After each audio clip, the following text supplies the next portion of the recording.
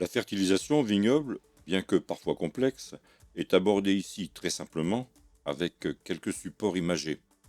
Elle se justifie par la nécessité de compenser les besoins utilisés par la vigne pour croître et se développer, mais également contribuer à l'énergie qui lui est nécessaire, comme pour la floraison ou la bonne maturation du fruit, et enfin permettre l'accumulation dans le vieux bois ou les racines de réserves qui lui seront nécessaires par la suite. La matière organique apportée participe à une meilleure rétention d'humidité ainsi qu'au maintien d'une plus grande cohérence dans la structure des sols. Mais elle entretient aussi une activité biologique dans le sol indispensable au bon épanouissement de la plante.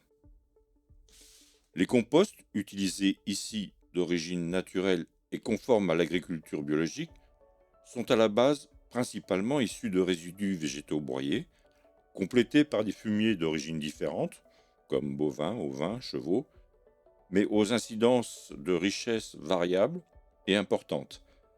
Ils s'utilisent sous la forme de bouchons, déshydratés ou également de compost brut.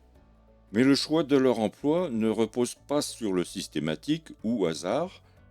Des observations sur le terrain, des analyses diverses conditionnent les décisions. De même, quelle que soit leur nature et qualité environnementale, une réglementation d'utilisation leur est imposée en tenant compte des périodes d'utilisation, de l'impact sur les nappes phréatiques et cours d'eau. La mise en œuvre se réalise par des moyens mécaniques adaptés au type de produit à épandre ou aux possibilités offertes par le terrain.